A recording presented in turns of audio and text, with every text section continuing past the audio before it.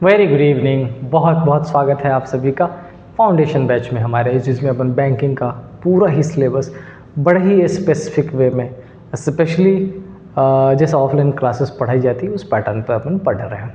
अभी तक हमने जो चैप्टर्स कंप्लीट कर लिए, आपको याद होगा हमने इनइक्वालिटी से शुरू किया था, फिर अल्फ़ाबेटिकल सीरीज पढ़ा, फिर हमने कोडिंग डिकोडिंग पढ़ा, फिर डायरेक्शन डिस्टेंस पढ़ा और अब हमने कंप्लीट किया ब्लड रिलेशन। और अब अपन पहुंच चुके हैं छठा बेसिक टॉपिक पे, जिसका नाम है ऑर्डर एंड रैंकिंग।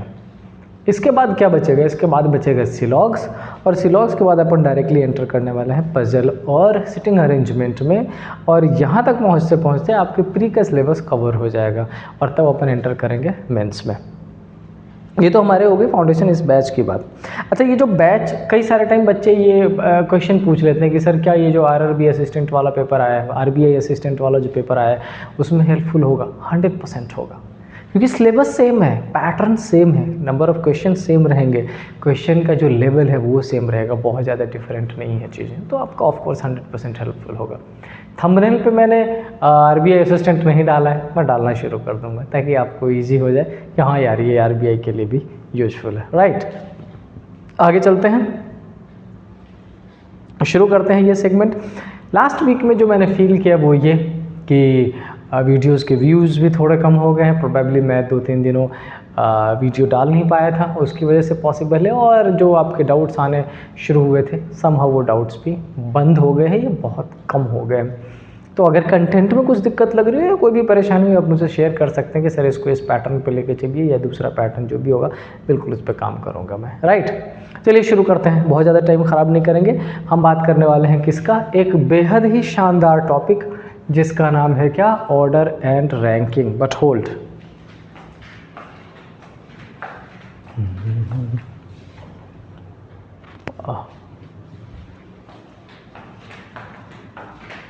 चलिए, तो इस ऑर्डर एंड रैंकिंग में चैप्टर शुरू करने से पहले समझना ये ज़रूरी है इम्पॉर्टेंट क्या है, क्या पढ़ रहा है।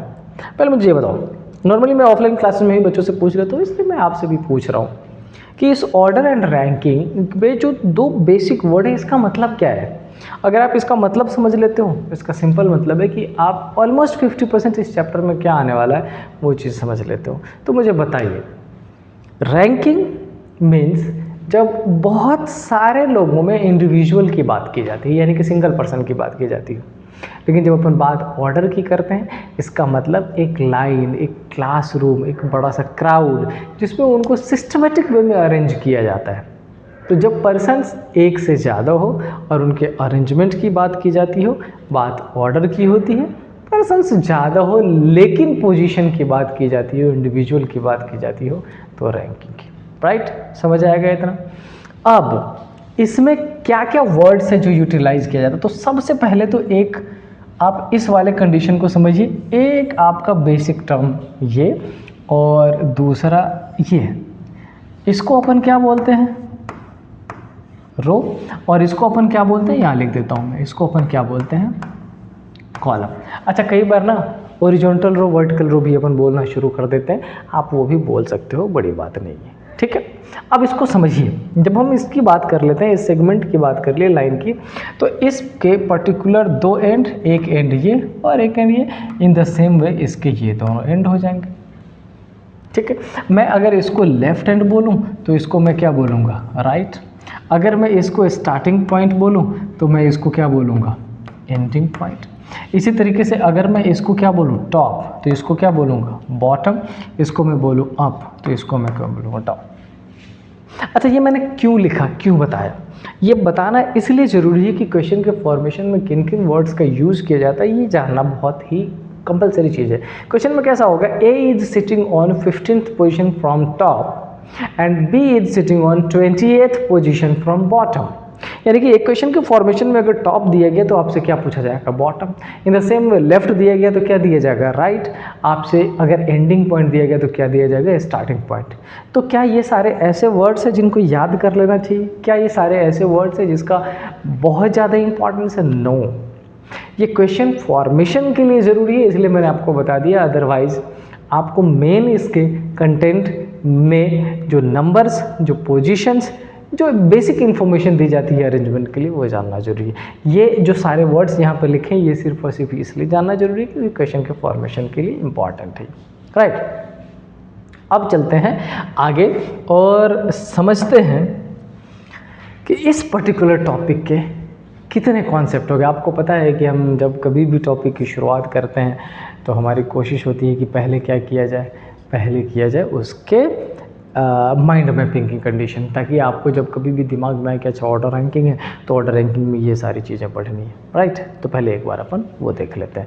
अब समझिए यहाँ पर इसमें एक बार इंडिविजुअल, या मैं इसको ऐसा लिख देता हूँ, आपसे सिंगल पर्सन की इंफॉर्मेशन दी जाएगी और उसके बाद एक बार आपसे कैसा, आप सिंगल नहीं, मैं इसमें कुछ और नाम ना लिखे, एकदम सिंपल रखता हूँ ताकि आपको आसानी हो जाए। That is more than one, एक से ज़्यादा पर्सन की इन्फॉर्मेशन दी जाएगी। बहुत ध्यान से समझिएगा क्योंकि इस पर्टिकुलर पेज पे मैं जो भी चीज़ें समझाने वाला हूँ वो लिटरली बहुत ज़्यादा इंपॉर्टेंट है। सबसे पहला, जब बात सिंगल पर्सन की जाती है तो उसमें इन्फॉर्मेशन लेफ़्ट से दी जाएगी, राइट से दी जाएगी और एक वर्ड टोटल होगा। या मैंने अभी बताया अगर लेफ़्ट राइट टोटल नहीं होगा तो starting point, ending point, then total हो जाएगा, टॉप हो जाएगा, बॉटम हो जाएगा एंड देन टोटल हो जाएगा, ठीक है। अच्छा, इसमें होता क्या है, इसमें इन तीनों में से किसी दो की इंफॉर्मेशन दी जाती है। लाइक सपोज कर लो कि अगर एक पर्सन की राइट से इंफॉर्मेशन दी गई और टोटल दिया गया तो उसी पर्सन की लेफ्ट से पोजीशन पूछ ली जाती है। डन। अगर किसी पर्टिकुलर क्वेश्चन में लेफ्ट और टोटल की पोजीशन दे दी गई तो क्या पूछ लिया जाएगा, राइट से। या ऐसा मान लो कि लेफ्ट और राइट इन दोनों की इंफॉर्मेशन अगर दे दी गई तो आपसे क्या पूछ लिया जाएगा, टोटल। यानी कि जब कभी सिंगल पर्सन की बात की जाती है तो ये वाला पैटर्न आपको मिलेगा। आगे इस पे आने से पहले मैं चाहता हूँ कि एक क्वेश्चन मैं इस पे आपको सॉल्व करा दूँ ताकि ये समझ में आने लग जाए कि एक्चुअली मैंने ये क्या लिखा है। चलते पीछे वाले स्लाइड्स पे, इधर आएंगे उसके बाद। सपोज कर लो कि क्वेश्चन की इन्फॉर्मेशन कुछ ऐसे, मैं कोड में लिख रहा हूँ, आप लैंग्वेज कंसीडर कर लो। सपोज कर लो ऐसा लिखा गया है कि बच्चे ए एक पर्सन है, A is on 30 position, A is on 30th position from कहाँ दे दिया, फ्रॉम लेफ्ट। कितने पोजीशन पर है, 30वें पोजीशन पर। कहाँ से, लेफ्ट से। Then find his position, find his position कहाँ से, फ्रॉम राइट। उसकी पोजीशन कहाँ से फाइंड करनी पड़ेगी, राइट से फाइंड करनी पड़ेगी। Find his position from right if there are total 50% in the row। समझो, मैंने इसको लैंग्वेज में कन्वर्ट कर दिया बट एक बार किया, दोबारा नहीं करूँगा, है ना। आपको पता है कि बेसिक क्लास है और ये मैं वैसा बेसिक्स पढ़ा रहा हूँ जो आजकल पूछा तो नहीं जाता, बट आपके लिए जानना इसलिए ज़रूरी है। क्यों, क्योंकि आगे जो आप एडवांस लेवल पढ़ोगे उसमें ये बेसिक आपका मेन रोल प्ले करेगा समझने में। समझो, आपसे एक इन्फॉर्मेशन दे दी गई कि ये 30th पोजीशन पर, कहाँ से, लेफ्ट से। एक पर्सन, एक का हमने नाम ले लिया, इसकी पोजीशन 30 दे दी गई, कहाँ से, लेफ्ट से। देन फाइंड हिज पोजीशन कहाँ से, उसकी ही पोजीशन कहाँ से फाइंड करनी है, राइट से।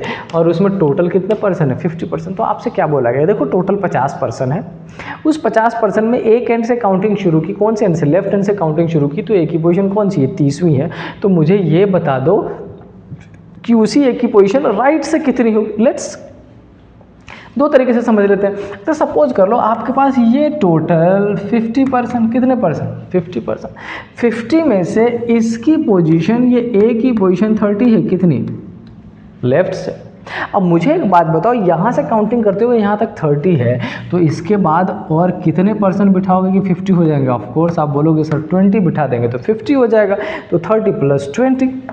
ये तो एक ऐसी इन्फॉर्मेशन मैंने निकाल दी 20 वाली जो क्वेश्चन में ना तो पूछा गया है लेकिन ज़रूरी है। पूछा क्या गया है, पूछा गया है कि भाई इस एंड से इस ए की पोजीशन बताओ। तो मुझे ये बताओ यहाँ कितने हैं, 20 ए के राइट में, और ए की एक और पोजीशन कर देंगे तो 20 और +1, टोटल कितना हो जाएगा, 21 हो जाएगा। करेक्ट, बिल्कुल हो जाएगा। बहुत बेसिक, बड़ा सिंपल सा है। क्या इसको दूसरे पैटर्न से सॉल्व कर सकते हैं, बिल्कुल कर सकते हो। कैसा, जब आपसे राइट की इंफॉर्मेशन पूछी गई है तो आप क्या करोगे, total minus left plus 1, total कितने हैं 50, लेफ्ट से कितने हैं 30, प्लस क्या करेंगे 1, तो क्या हो जाएगा 50 और ये 1 इधर आ जाएगा 51। मैं यहीं पे कैलकुलेशन इतना लेके नहीं जाते आगे, अपन आप 50 और माइनस 30 करोगे क्या हो जाएगा 20 और प्लस 1 करोगे क्या 21। डन। ये एक मैंने बता दी आपको डिस्क्रिप्टिव पैटर्न्स है, बहुत सारे बच्चों को समझ आती है ये चीज़ आज भी, क्योंकि ज़्यादातर लोग तो इसके लिए मर रहे होते हैं, राइट।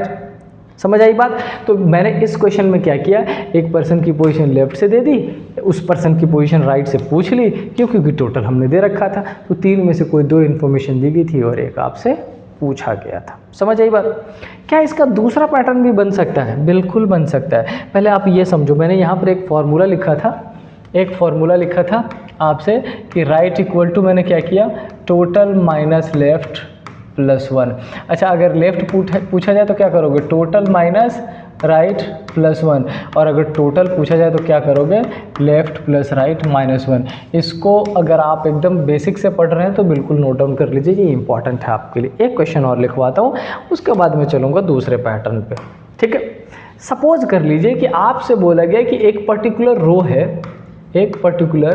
रो है, उस रो में एक ही पोजीशन टॉप से दे दी गई कितनी 15, और इसी एक ही पोजीशन बॉटम से कितनी दी गई 20।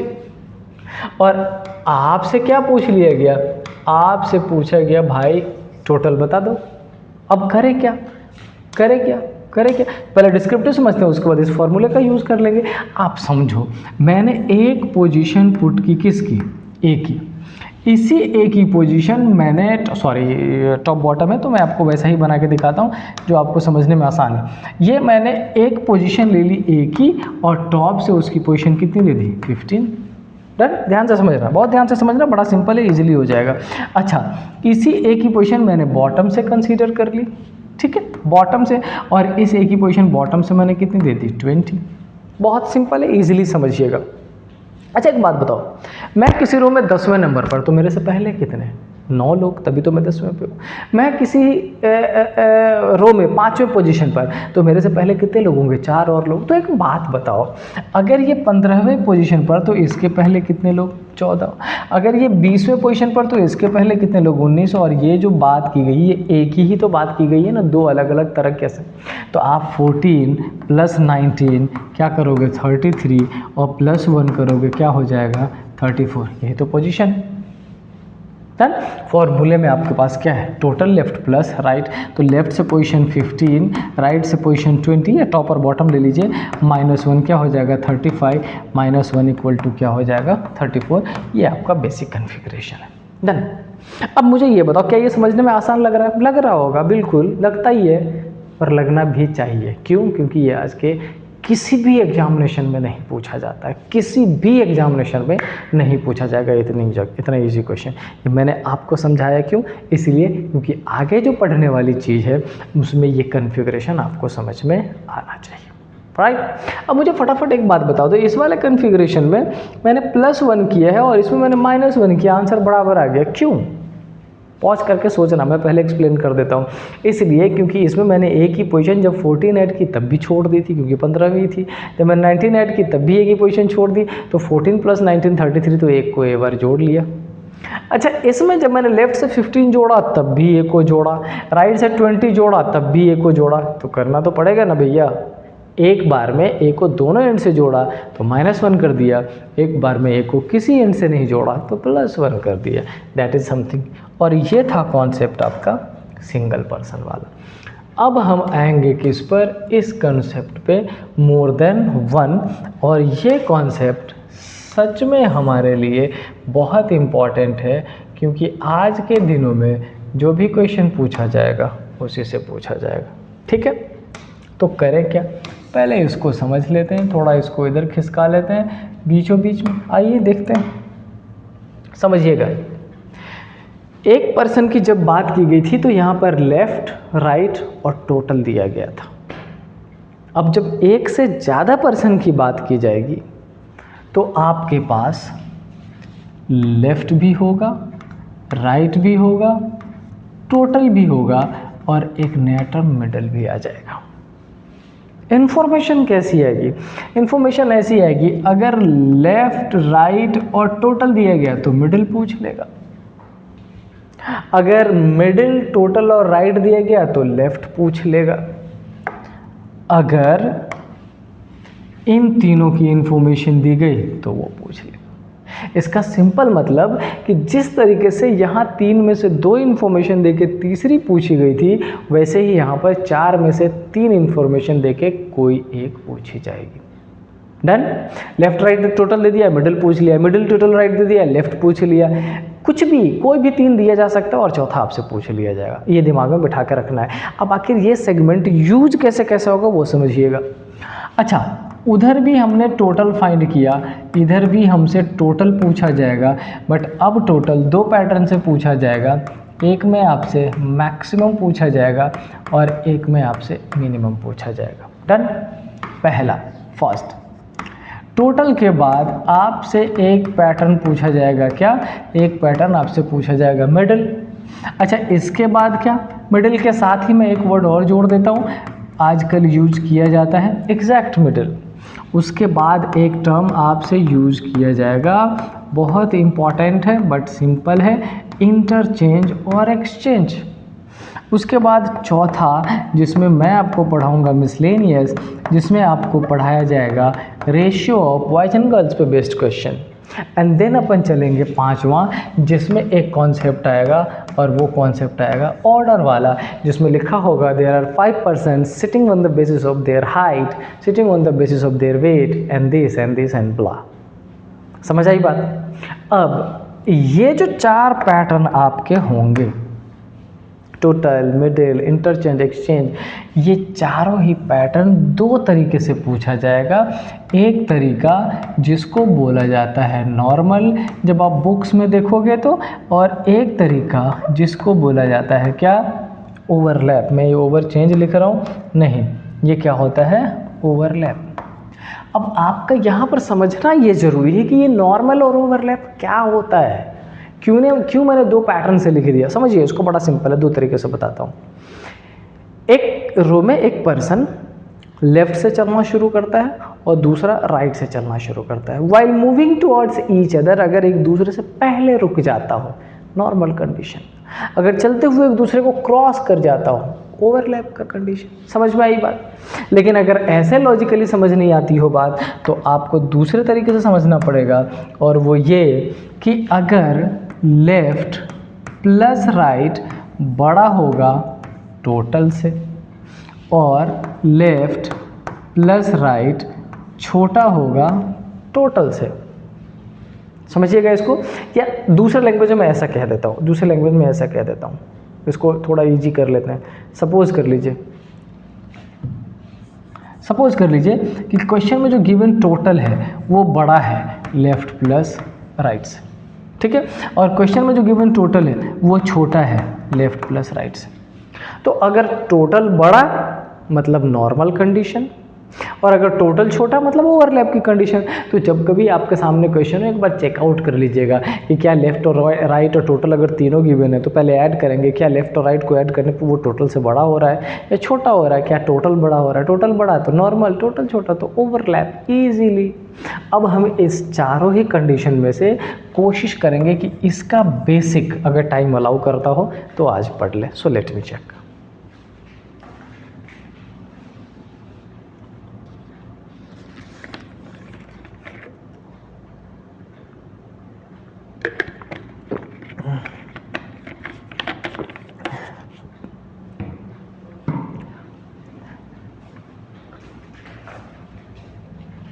बच्चे, जैसा कि मैंने आपसे वादा कर रखा है कि क्लासेस बहुत लंबी नहीं करूँगा, छोटी ही रखूँगा। तो आज मैं इस क्लास में मतलब बहुत ज़्यादा एक्सेप्शनली डिफरेंट टाइप के क्वेश्चंस नहीं करा रहा हूँ। एक क्वेश्चन मैं मिनिमम और मैक्सिमम फाइंड करने का कराता हूँ, और फिर फर्दर जो नेक्स्ट क्लास आएगी उसमें अपन चेक करेंगे। चलिए फटाफट चलते हैं उस पर। अच्छा, मिनिमम और मैक्सिमम क्या हो सकता है? क्वेश्चन में क्या होगा? क्वेश्चन में होगा कि ए की पोजीशन लेफ़्ट से दी गई है 20, सॉरी, और बी की पोजीशन राइट से दी गई है 30 और उसमें मिडल में जो पर्सन है वो कितने हैं 5। और इन दोनों इन्फॉर्मेशन के बेसिस पे, तीनों इन्फॉर्मेशन के बेसिस पे आपसे बोला जाएगा कि बेटा इस रो में मैक्सिमम कितने होंगे और इस रो में मिनिमम कितने होंगे। यही आपको समझना है। मतलब क्या करना है, लेफ्ट और राइट दोनों की पोजीशन अरेंज करनी है एंड देन फाइंड करना है। अब ये मैक्सिमम मतलब नॉर्मल, मिनिमम मतलब ओवरलैप की कंडीशन कैसे समझेंगे ये समझाता हूँ मैं। पहले अपन मैक्सिमम फाइंड करते हैं। सपोज कर लीजिए ए की पोजीशन लेफ्ट से दी गई है और वो कितनी है 20। अच्छा, बी की पोजीशन राइट से दी गई है और वो कितनी है 30 और इन दोनों के बीच में कितने पर्सन है 5 पर्सन है। ये अरेंजमेंट समझ आया। और अब आपको क्या करना है, अब आपको क्या करना है, यहाँ से शुरू करके यहाँ तक पहुँचिए और सबको ऐड कर दीजिए।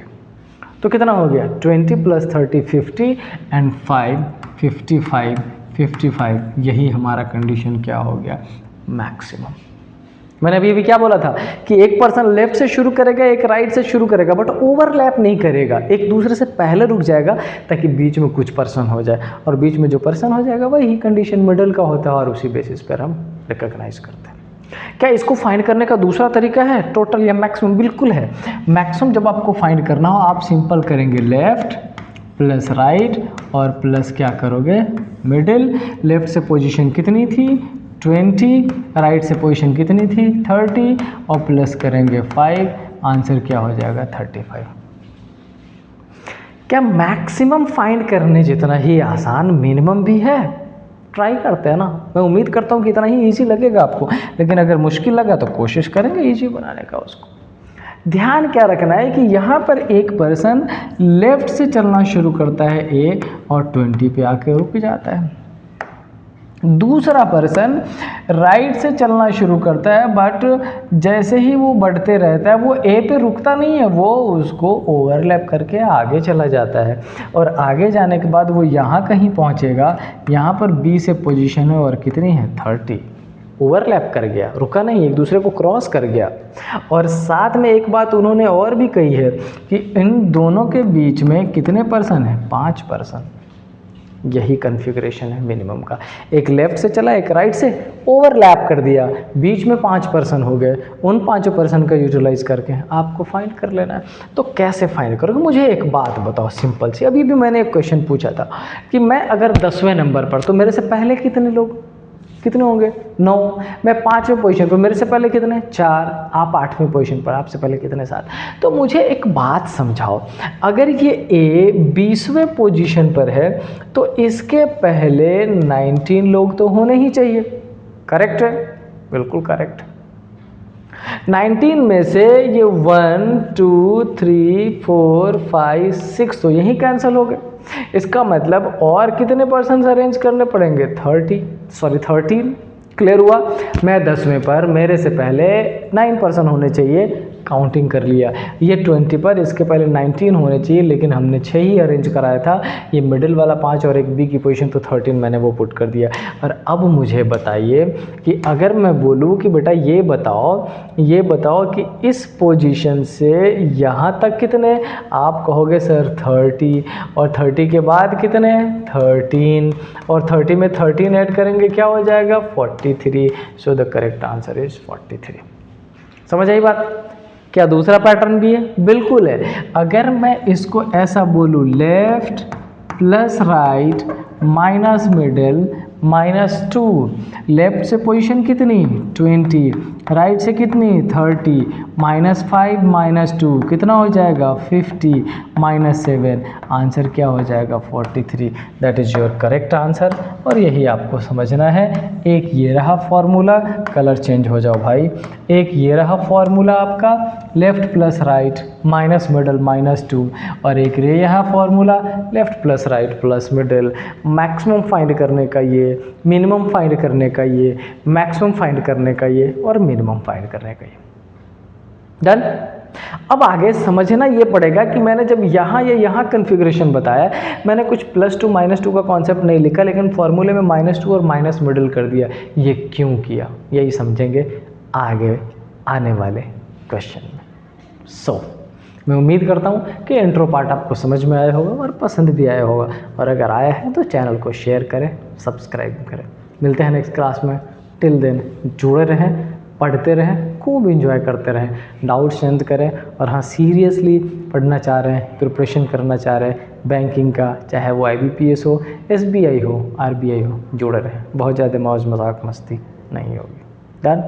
सो टेक केयर, मिलते हैं नेक्स्ट क्लास में। Till then stay happy. जय हिंद।